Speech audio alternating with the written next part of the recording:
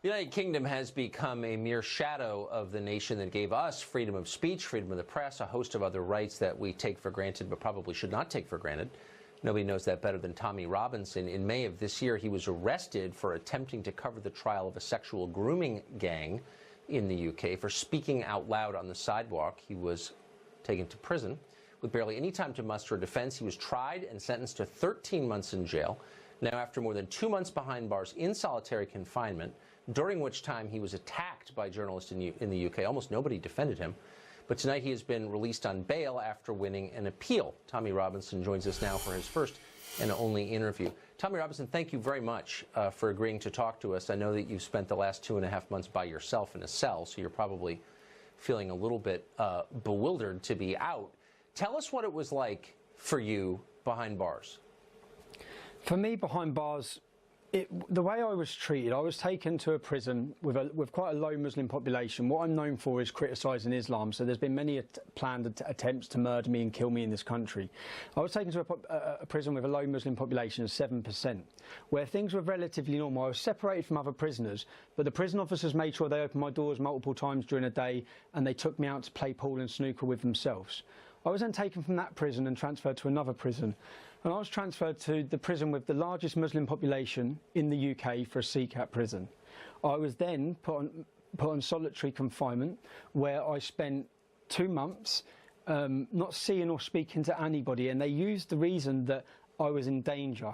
Now, they would have had risk assessments before I went there. I was purposely taken to be put in danger so that then that reason can be used to then put me on solitary confinement. And if you think about what has happened in this case, it took a number of hours to take me before a court, prosecute me, unlawfully imprison me, and then it took 2 months with the prisons moving me to prevent my legal access, shortening my legal visits, and it took months before I got the opportunity to go before a judge. Once the judge heard what had happened in the trial, we found so many illegal and wrongdoings within this kangaroo court that then it took another 2 weeks before I was freed.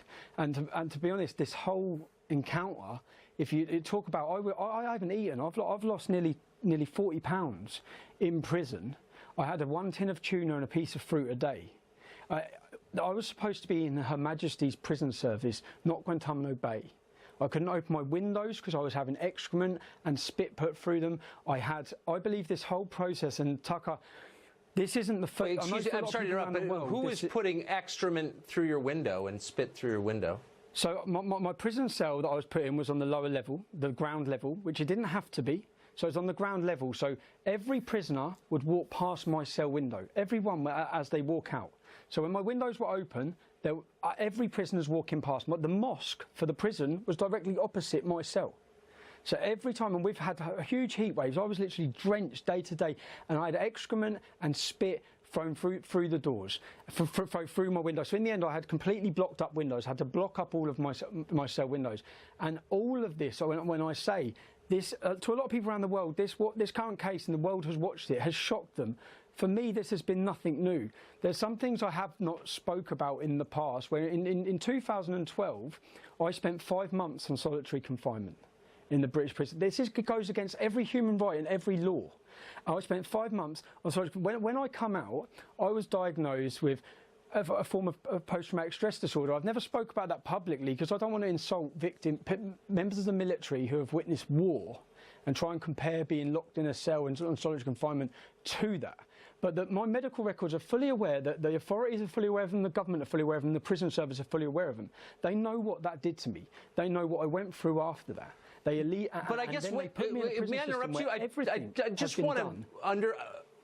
just want our viewers to understand why this happened to you in the first place. You went to prison in a supposedly free country for expressing unfashionable opinions in public.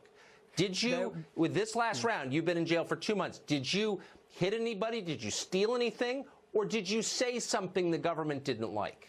There was a court case going on where 29 people were in court for gang raping up to 100 young children. Now, I stood outside the court and I spoke, and all I done was read a BBC News article that is still online now for millions of people to see. Now, and I was taken and everyone would have watched the video. They said for a breach of the peace, they transported me to a police custody, and then my solicitor contacted the police custody. Then they emailed my solicitor, which my solicitor has this email, saying I was being released. Then they took me in a van back to the court through the back door. They put me up before a judge, and media reports have said that I pled guilty. At no point was I even asked whether I was guilty or not guilty. I was not even told, and I still, to this point now, have not been told and do not know what it is I'm deemed to have done wrong. In a British court of law, for a fair trial for anyone, they have to understand what it is they're being accused of. Contempt of court. That's all I've been told. What contempt of court? I was fully aware outside that court. I made sure to point out that these men are innocent until proven guilty. I said alleged. I was non-confrontational. There is not the judges, and I know the law. The judges have no power to issue reporting restrictions on anybody, on any information that is already in the public domain. I was taken and whisked away, and what we've seen this week is the highest judge in our country has completely condemned this as flawed, completely criticised the handling of this case, the kangaroo court style it was to imprison me. And my biggest concern with it is, at this time, that when this has happened, and so many people, I say thank you to the Middle East Forum, a thank you to Congressman Gosar, a thank you to Ambassador Brownback, people, a thank you to yourself, Tucker, people who come out, because we know that in this country, anyone who speaks about Islam, you can believe him a complete liberal. The minute you mention, criticise Islam, you are deemed and attacked by everybody. Now, and people put their neck on the line. Let me just ask you now, did anyone defend you? I mean, even if people disagree with you, you would think some would say he has a right, this man has a right to express his opinions. Did anybody defend your right to say what you think is true? Everyone of authority and every media company and mainstream media lined up to completely do hatchet jobs about why I should be in prison and how I deserve to be in prison. And the worst one, I'm reading a human rights lawyer defending why I should be in prison. Now, I'm in prison. I'm facing absolute. Yep. They know what they're doing to me. They know. At the time when I was in prison, they then come and see me in my prison cell and say, "Police are on their way to your house because there's intel. There's going to be acid attacks against your wife."